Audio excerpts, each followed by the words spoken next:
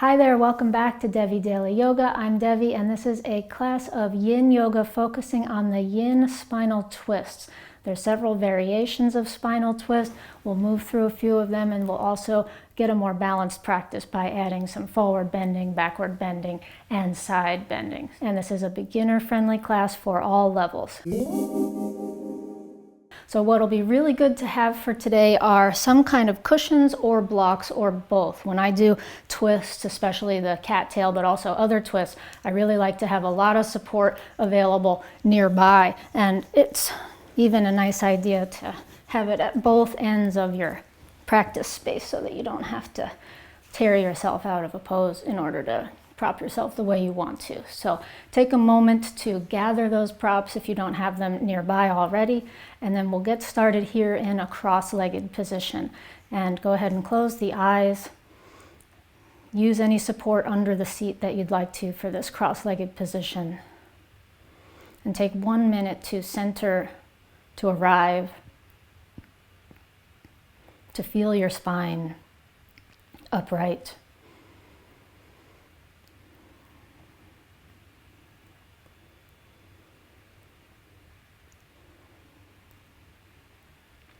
And one of the things that is part of our exploration of twists is an awareness of gravity, of our connection to the center of the earth, to the earth's core. And we can begin to feel that here with this sitting position, with this spine that is perpendicular to the surface of the earth and that is in line with the direction of gravity. And so we need to be a little bit effortful to stand upright or to sit upright as we are now. And then we can also imagine that through the tailbone, through the seat, there are roots growing down into the earth that are reaching toward the earth's core. So that's like a magnet is holding you here against the earth. And now start to sway a little bit, just the very smallest swaying micro movements to play around with that sensation of gravity anchoring you to the earth's core.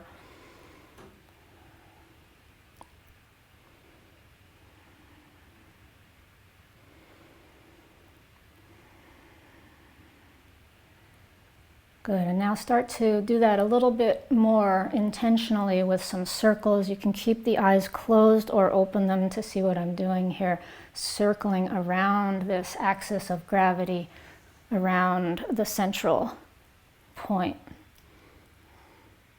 You see how your head wants to contribute to this movement. There's not any right or wrong way. Keep on going in the same direction a couple more times and then we'll change it up.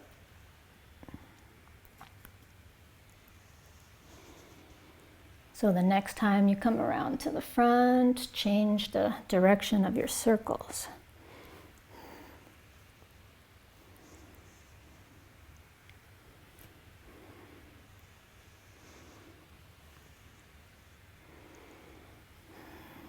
Good, and bring it back to the center. And let's go ahead and lie down on the back now. And as you lie down, bring your knees right in toward your chest. Hug the knees into the chest. And feel the back of the body stretching.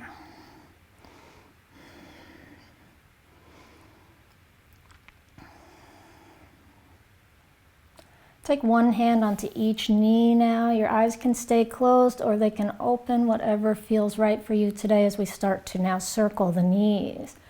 So we worked with circling the spine from a sitting position, now working more with the lower spine and the hips, circling the knees around. So keeping the knees close together.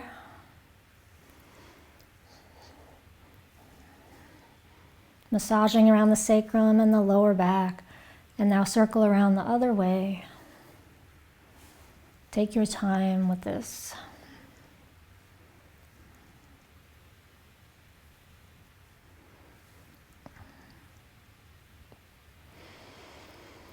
Good, bring the knees in and now taking both knees over to the right, starting out with our basic twist. So before we take the knees to the right, you may or may not everyone wants to do it. Some people will just drop the knees, but you might enjoy touching the feet down, which is what I always do, and then scooting the hips to the left first a few inches, and then taking the knees in and over to the right.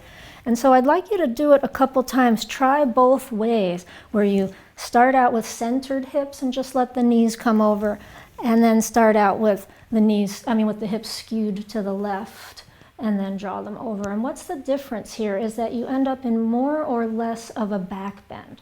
So when I start with my hips more centered, I am in more of a back bend in my twist. And that's not a bad thing. It's a back-bended twist. It's a different kind of twist than if I bring my hips over to the left first. And then I'm getting more of a neutral spine. And then what I can do a little bit more of is to draw the knees in more to get a more rounded spine. So for today, let's go for that more neutral spine, taking the hips just a few inches, feels like about 6 inches for me, but more or less for you, whatever gives you the feeling that you're rolling into a neutral spine. And then you can kind of shimmy and adjust around when you get there, so your spine feels pretty much straight up and down, not in a rounded or back bended position. So neutral spine. And we'll continue to explore as I set the timer here. No, not 6 hours. Okay.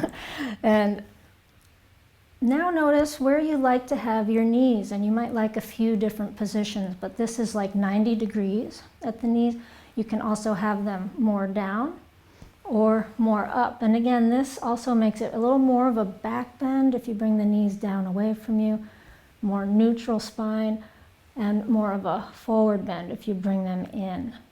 So see what your happy spot is here, or explore something different. You might find that your happy spot is your happy spot because your knees come over more easily and they rest. And so it can be interesting to try different tuckings. For instance, if I take the knees in and tuck them more, for me, my knees aren't going to rest as comfortably.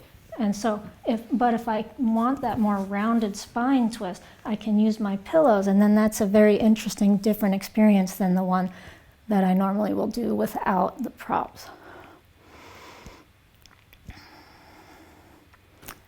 So a little more movement in your yin today, a little more exploring, maybe a few breaths in each of these different options, using the props as needed to make each of the options comfortable.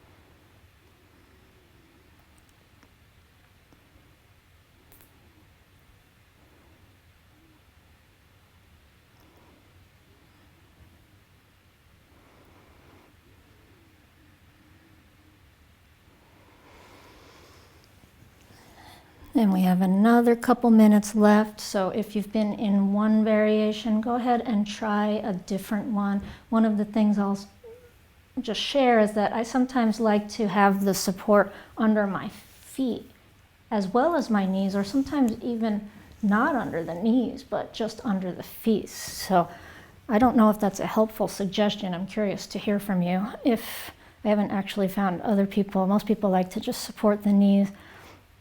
So we all have different anatomy, and that is why all these variations exist. It's not because I want to make it complicated by giving you so many options. It's because I want to give you permission and inspiration to explore the edges of your range of motion, to explore your unique skeleton.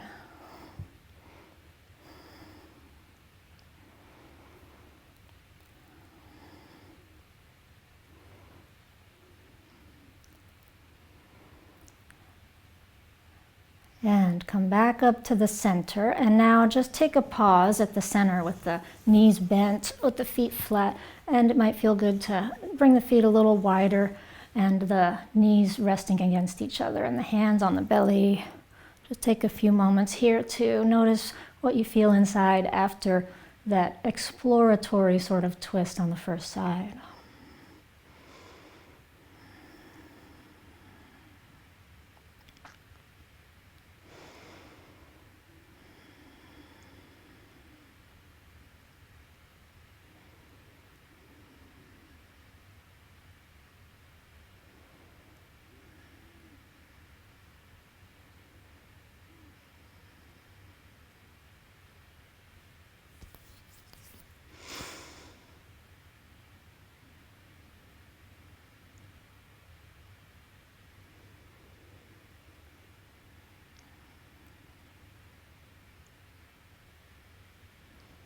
Good, and now bring the body into the twist on the second side. So same thing, we're gonna go for that more neutral spine, which means lifting the hips, bringing them a few inches to the right first, and then the knees in and over to the left. And then adjusting once you get there so that you feel pretty much in a neutral spine, using props as needed to get that sensation of a neutral spine. So I'm gonna turn the other way so it's easier to show you some of the little nuances here. For some people's bodies, there's a feeling of pinch in the groin and the where the hip meets the pelvis, and that is compression of your pelvis against your leg bone. And there's not much you can do about that. It's not a sign that there's anything wrong. It's just the limitation of your body. So you can play around with that by doing these same things of knees closer in might alleviate that, or knees farther down away from you might alleviate that. Or some people do better with the knees crossed. We're going to do that variation later though. Props are really the main thing you can do about that compression, but sometimes that compression hits you and you're just not even getting much of a twist. It's just kind of annoying, and I have that on one side and not the other. So you've got to just work with it how you can, and play with all these different variations that I'm showing you.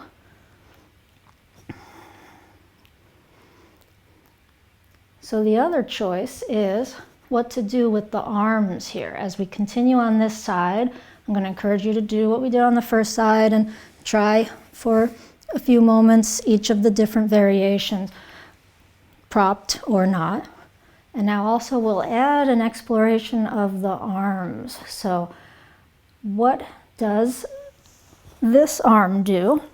It can anchor the legs down and add a little bit of extra weight, which some people quite like. If it doesn't make a difference to you, you might feel more comfortable just opening the arms out to either side.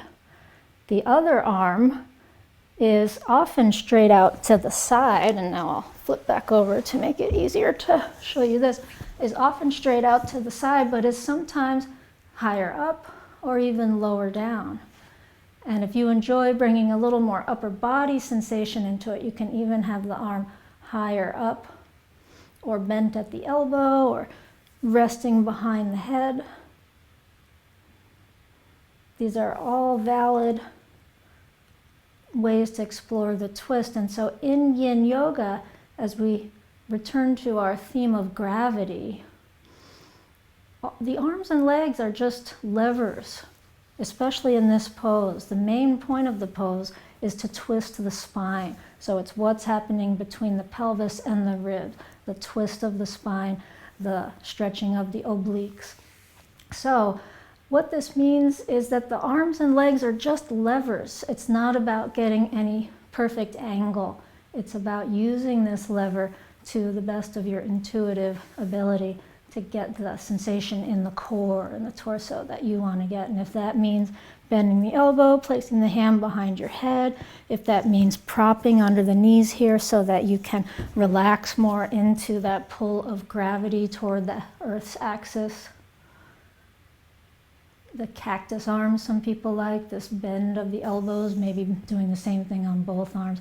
And props under the arms sometimes make a big difference for people. If your arm doesn't rest on the ground easily,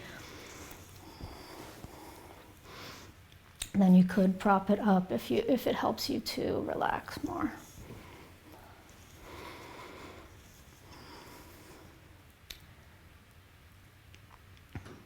And I often get asked, should my shoulder be on the ground? Is it bad if my shoulder's not on the ground? And when I first started doing yoga, that's what I learned, is that I was a bad person if my shoulder didn't come to the ground. And if your shoulder is or is not on the ground, it doesn't matter as long as you are getting a twist. And for me, if I am trying to force my shoulder down, my knee comes up. That's the way my body is. Some people have that, some people don't.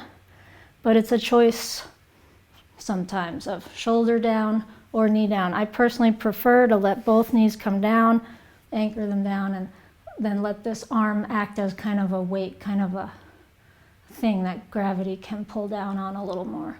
But some people prefer it the other way. They prop the knees and let the arm be more attached to the ground.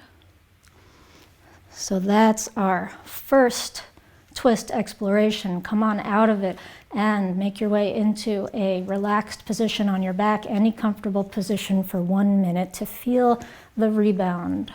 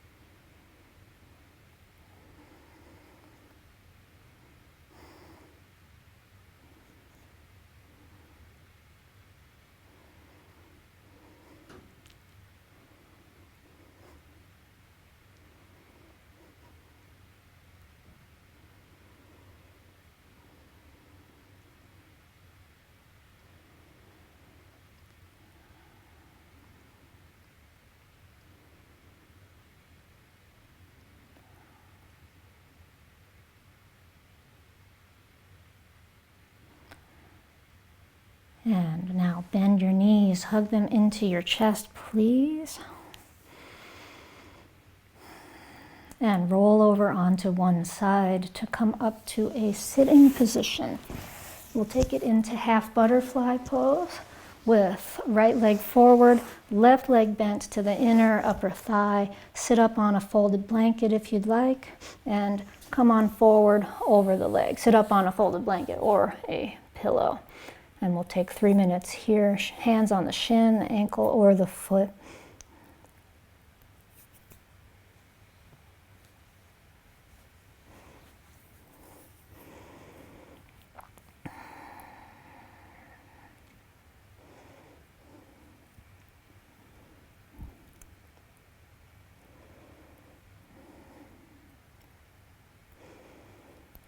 And if you're one of the regulars here in my Yin classes, just notice how it feels to have done the twist first. Often we save the twists for last. There's not any golden rule about that. That just tends to be a preference of mine. I really like the state that twists put me in before a Savasana, but there's no reason they can't be done in the beginning like we just did, and we'll do some more variations of twist sprinkled throughout this class. But notice how this half butterfly pose feels after having twisted the spine.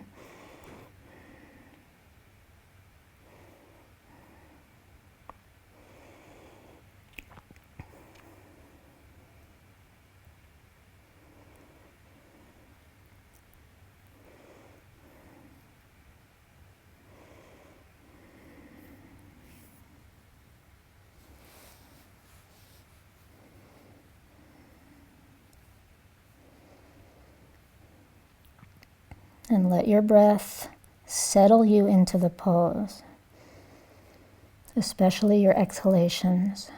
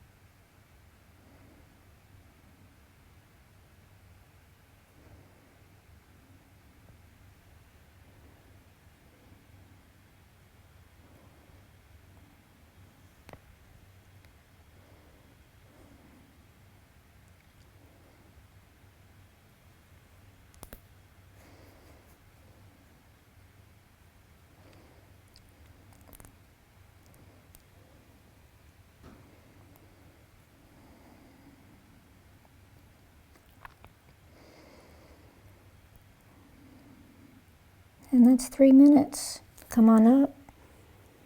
Bring the spine upright, pause at the top. And then change sides, left leg forward, right leg in.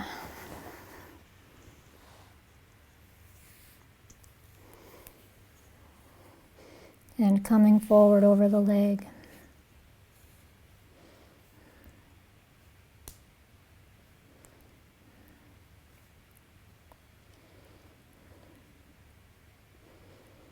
And notice your relationship to gravity here. Notice your relationship to the Earth's center in this position. What parts of your body are being pulled on by gravity? What kinds of adjustments you can make to soften into that pull? Adjustments or props.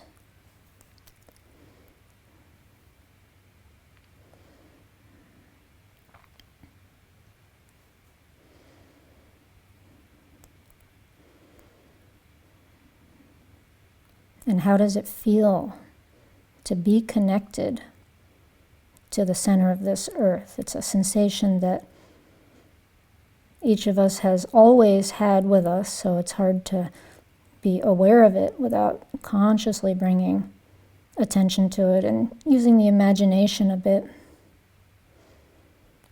How does it feel to be magnetized to the surface of this earth in various shapes?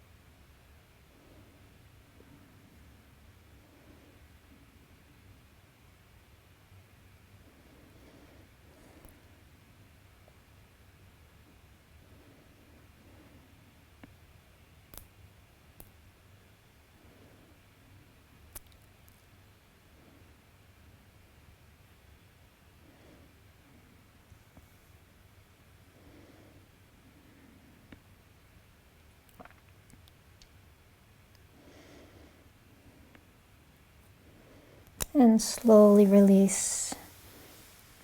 When you get upright with your spine, pause for a breath or two.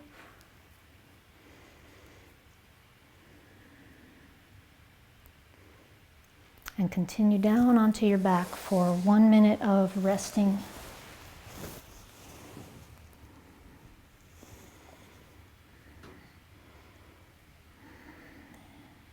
Make yourself comfortable in any restful position on your back.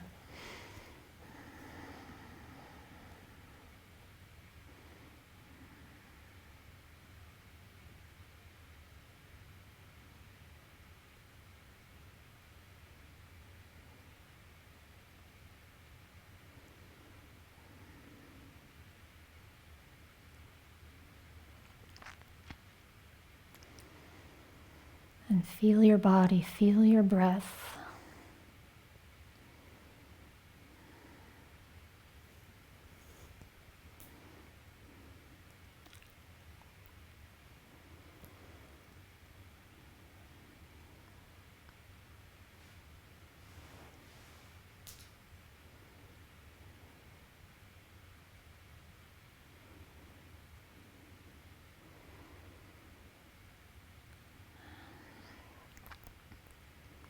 And now interlace your fingers.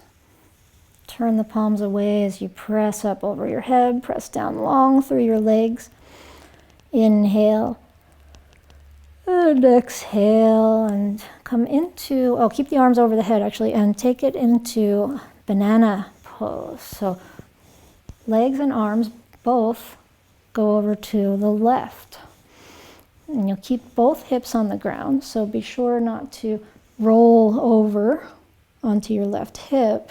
Instead, keep the right hip on the ground and arms to the side, left corner of your mat if you're on a mat. Legs also to the left corner of the mat. And now maybe crossing this right ankle over the left knee, or maybe the other way, left ankle over the right. What we're going for is a stretch of the whole right side of the body. If your arms don't rest easily on the ground, and if that's uncomfortable, you can take a pillow under the head to support your arms.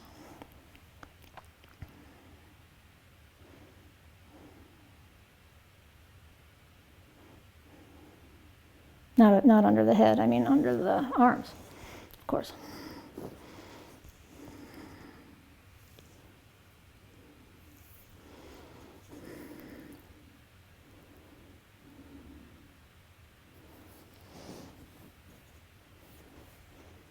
And also see where your head wants to be. It is part of this curve, part of this arc you're creating with your body. And you might want to turn the head toward the right arm or more toward the left arm, or just keep it more centered. And you might also want to inch the head, the skull, over toward the left to join the party, if you will.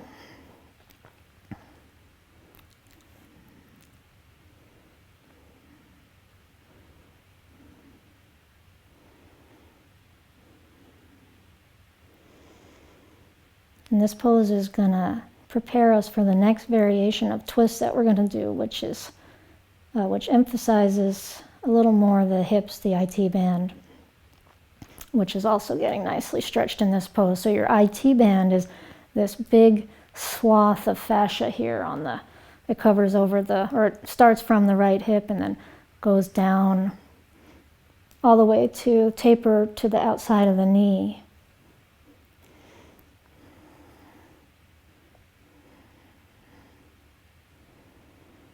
And many people feel this IT band stretch quite a bit in this banana pose.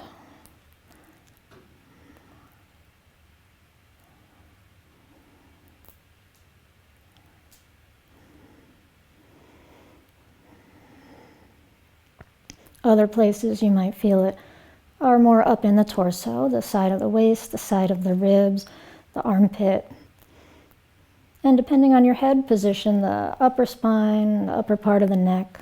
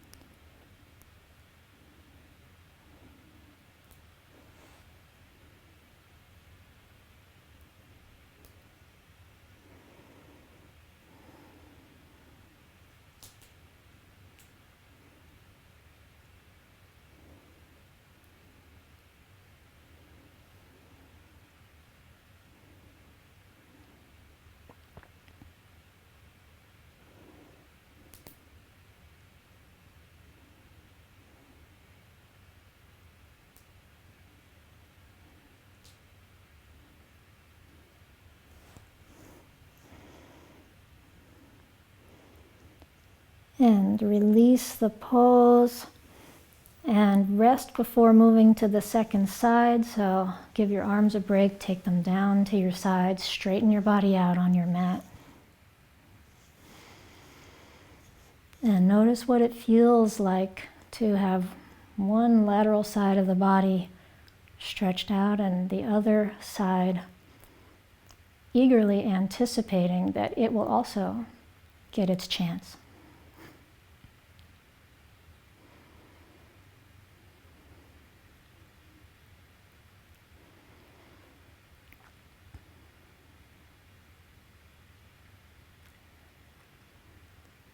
And now moving it to the second side. So hips bump out to the left, arms and legs to the right, left ankle over the right knee, or a different leg position if you want to play around with that. 3 minutes.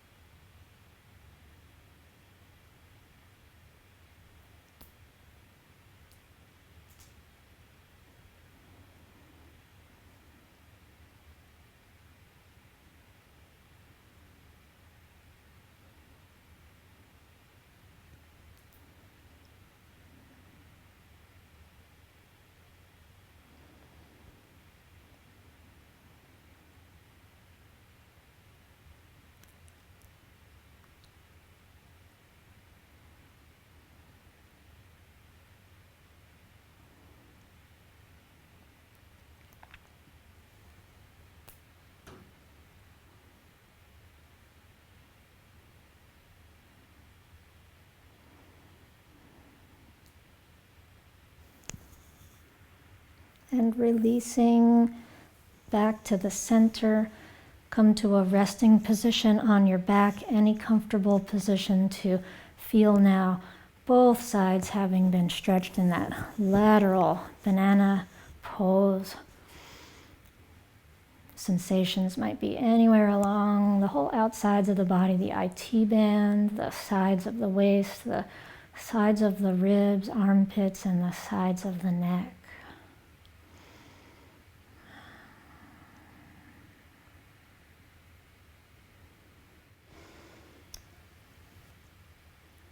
And now bending the knees, hugging them into the chest. And lift your head up toward your knees. Wrap the arms tight around the legs. Squeeze up into a ball. And release your head back down. So coming into now the twisted roots variation of the twist. So this is left knee over the right, and then knees both come over to the right side. So that's the basic pose, but you might want to do the same thing we did earlier, scooting the hips to the left first before you cross and bring them over. You might find that once your legs come over, they're sort of dangling in space and it's hard to relax, or it might be too much on your lower back or some part of your spine. So in that case, props are your friend. Props under the feet or under the knees, or both. So this can be pillows, blocks, bolster, whatever you have available, a sofa cushion, and as much proppage as you need. So we still have the choice to anchor the legs down with the arm or not, and to work with different arm positions and different amounts of tucking the knees or not. So 3 minutes on each side here for you to play around with this crossing of the knees and bringing them over to the side. Some people have the range of motion to even cross at the ankles, do the full eagle legs, and if it feels good to you, please feel free to go for it. Most of us just the one cross of the knee.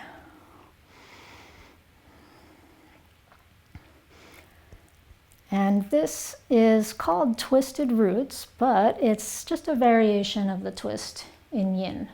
And this is something we really try and emphasize, is that it's not that we necessarily need to master or achieve this as a different pose than the first twist variation we did with the knees on top of each other. It's more that this works better for some people as a way to play with this dynamic of gravity, of being connected to the earth, and trying to twist this spine using these levers of these magical arms and legs we have and all the different things that we can do with them.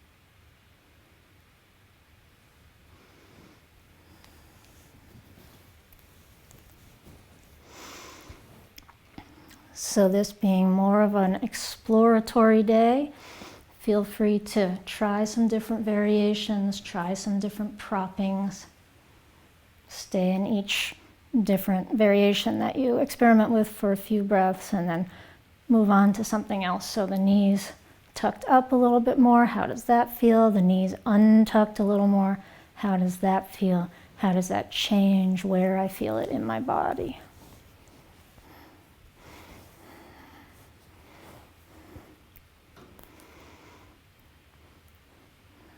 And sometimes a certain variation gives a nice pop in the spine, which is what just happened to me.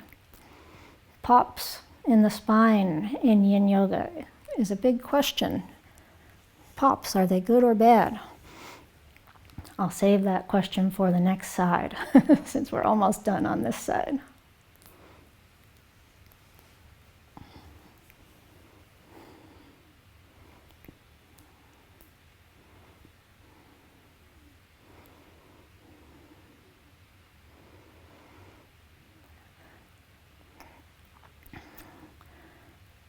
Come on out of the pose now, lifting the knees up, uncrossing the knees, and pausing at the center again. Straighten out your hips and shoulders, rest the knees against each other, feet wider.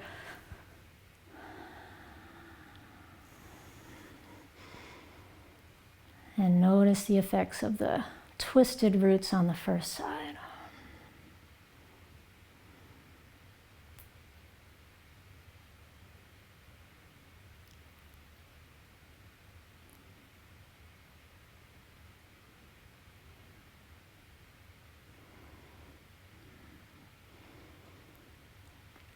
And now taking it to your second side. So skew the hips to the right if you want to, and then we're crossing the right knee over the left and taking it to the side.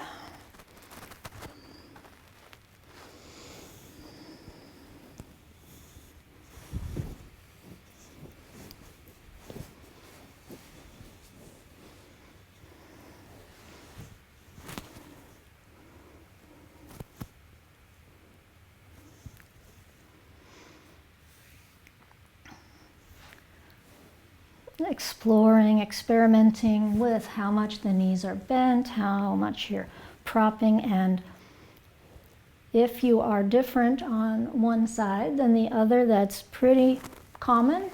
It's quite normal actually to be different on the two sides, and I'd encourage you to not stress out about that if one side doesn't do what the other side does. It's just that our skeletons are not symmetrical. Nobody's skeleton is symmetrical right to left. And the body compensates for that with different muscular abilities, different tensions, or different flexibilities from one side to the other. So your pose is pretty unlikely to be exactly the same on the two sides. So you might need to prop differently. You might prefer a slightly different variation on the second side.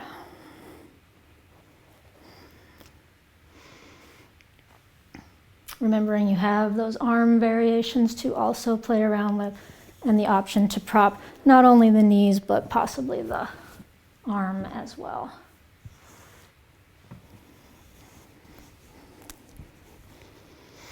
And about those pops.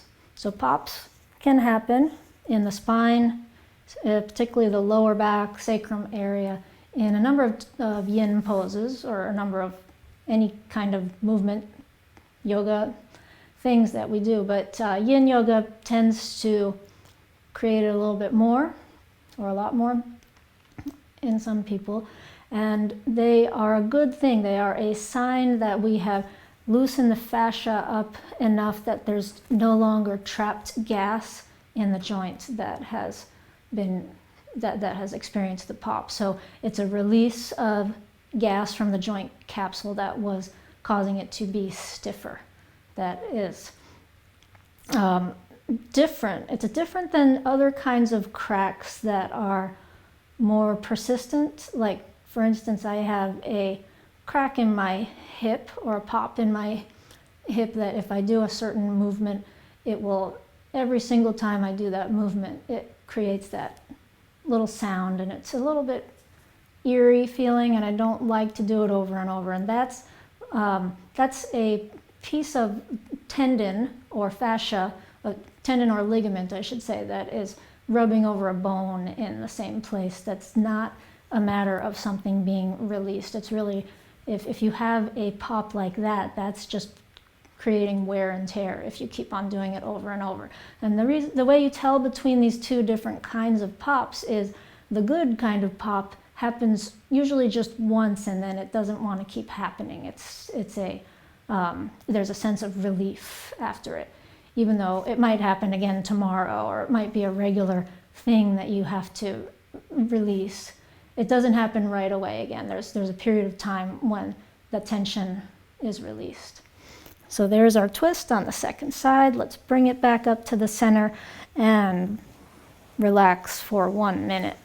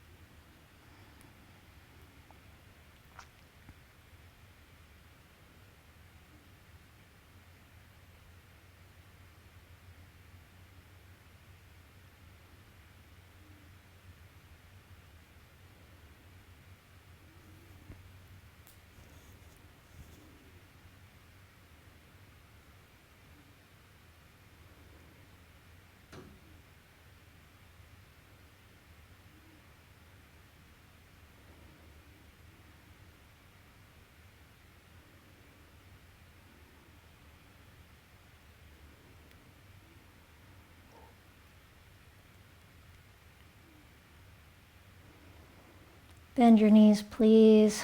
Hug them in.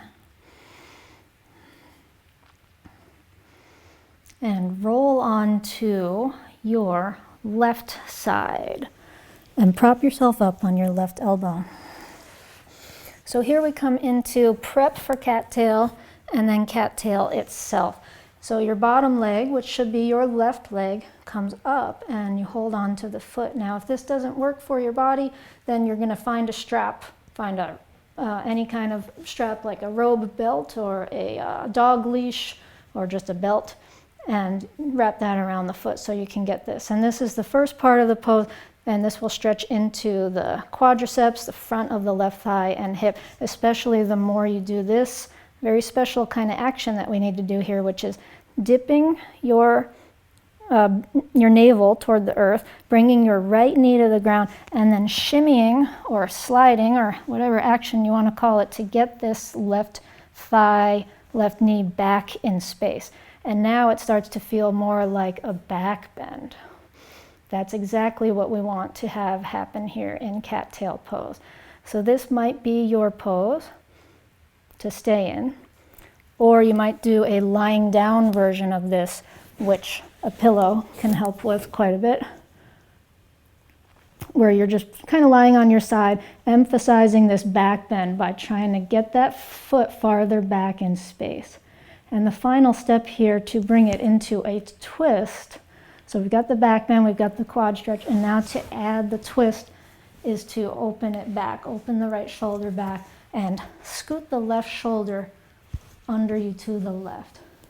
So for some people, myself included, the knee ends up dangling here, which might be a sign you want to stay up in this variation instead, if you find it uncomfortable, or that it's time to get some props into the mix. So for me, 2 pillows. For you, maybe less, maybe more. Or it's actually pretty fun to experiment with this pose in a home setting, because you have this thing called furniture. I could set myself up near a sofa or a bed and put this foot on the sofa or bed. For some of you, it's not an issue. You don't need the props. The knee comes to the ground without any issue. And some of you don't need this support under the head anymore either once you come into it. Cattail pose, twisting, back bending, and stretching the quads and hip flexors. Lots going on in this pose.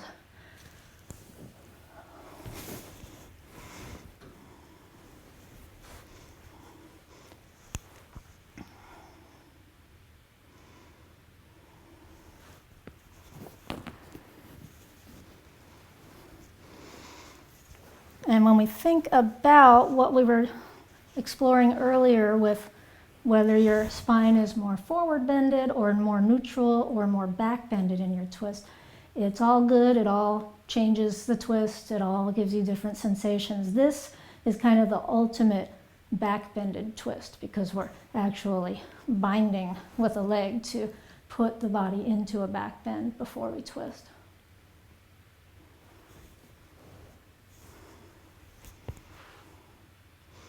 And as you settle into it, if you're doing the lying back one and not staying on the side, then you can slowly kind of get the upper body and rib more into it by pressing the left elbow down on the ground to bring the left shoulder blade farther through as your body softens into it.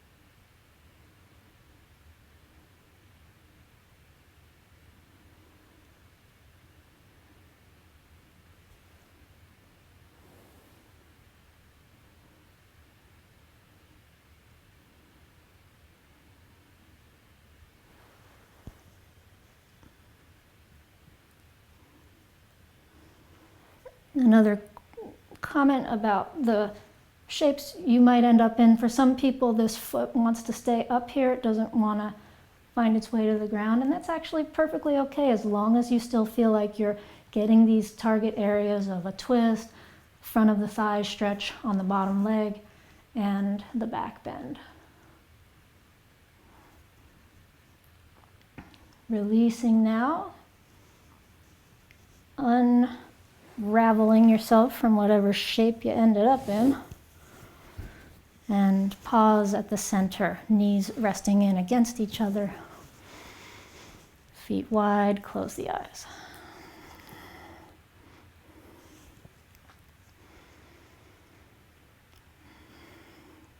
Notice what you feel in your body, in your spine.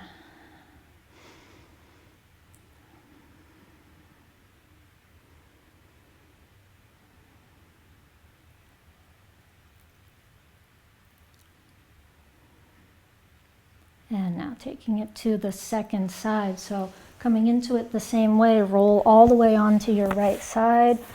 Prop yourself up on your right elbow. Bend the, actually, it's easy to get confused here. It's not the top leg, it's the bottom leg. And I got confused. Even I just got confused. So it's the bottom leg, right leg bends up, and you're holding it in your left hand and bending the left knee. And maybe staying here. If you can, getting that back bended action by shimmying the right thigh back in space, getting your navel more toward the earth, getting the front of your right thigh more toward the earth. Staying here if it feels like you got enough going on, or lying down, maybe with pillow support under the head, and maybe lying back into the twist.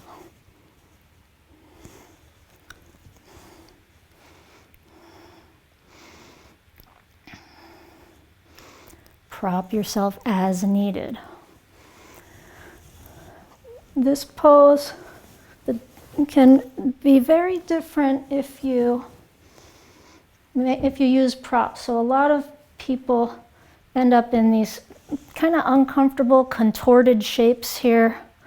And the props can just make all the difference between whether you're able to relax in the pose or not, if you're someone who ends up kind of contorted.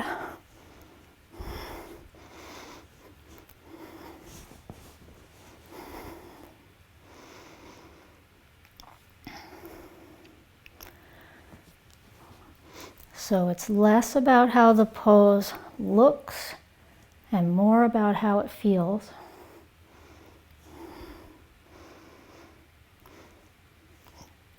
And when we go by how it feels, we just have to keep on remembering the target area, which is more complicated in this pose than in others, because we have 3 target areas: the front of the right thigh and hip, the spine as it twists, and the lower spine as it back bends.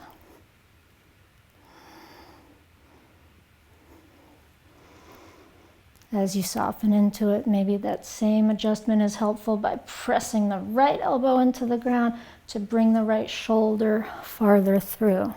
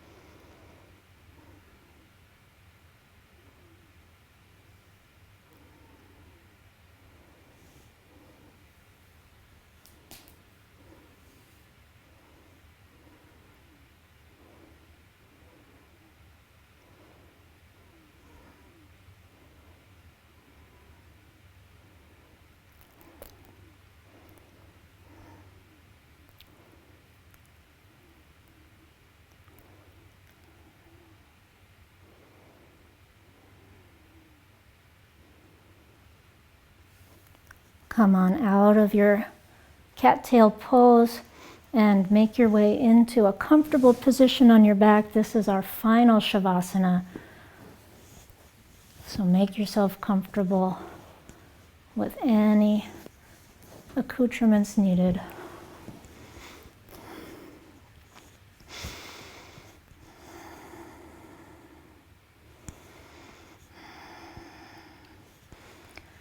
And allow yourself to spread out, to sprawl out as much as you'd like.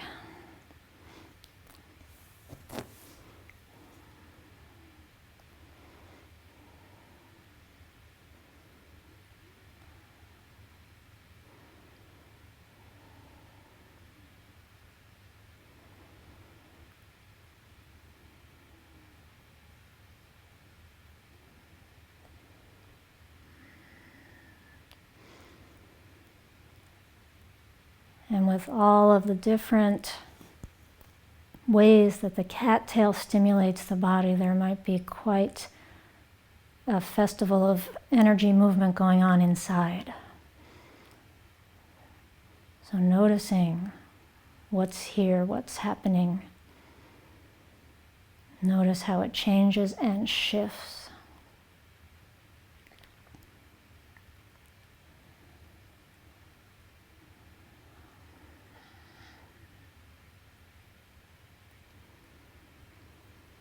Resting into the place of observation, of feeling, of being.